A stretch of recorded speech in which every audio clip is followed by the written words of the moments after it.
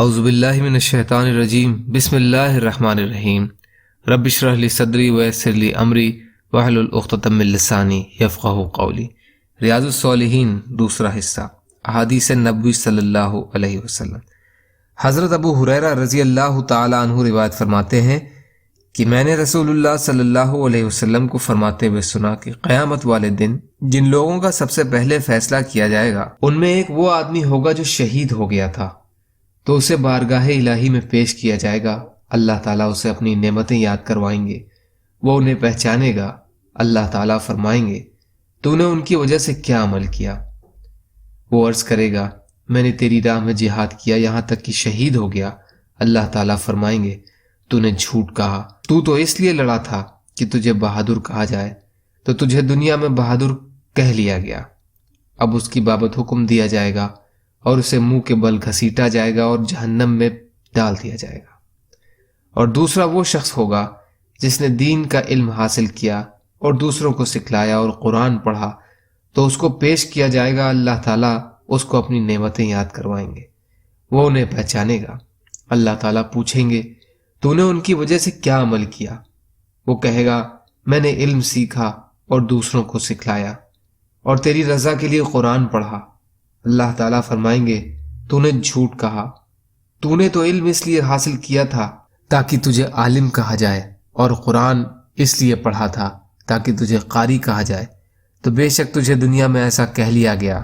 اور اس کی بابت حکم دیا جائے گا، اسے منہ کے بل گھسیٹا جائے گا اور جہنم میں ڈال دیا جائے گا۔ اور تیسرا وہ شخص ہوگا جس کو اللہ نے کشادگی عطا فرمائی ہوگی اور اسے مختلف قسم کے مال سے نوازا تھا، تو اسے پیش کیا جائے گا۔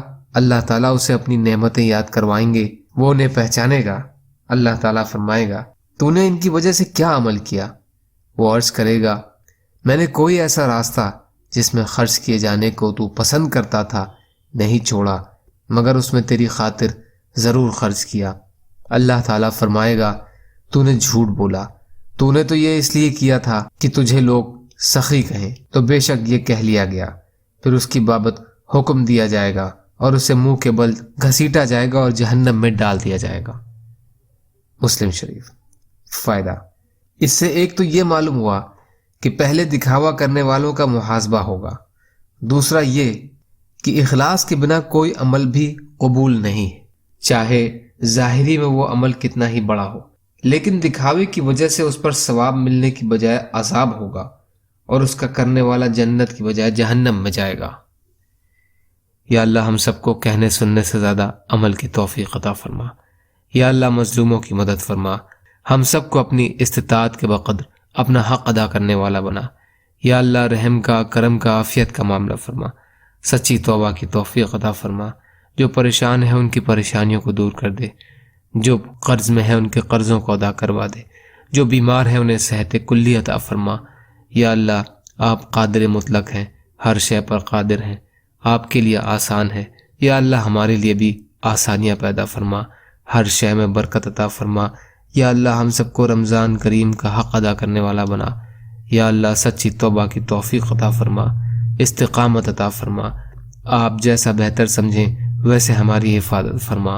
اللہم انا نجعلک فی نحورہم ونعوذ بک من شرورہم برحمتک یا ارحم الراحمین۔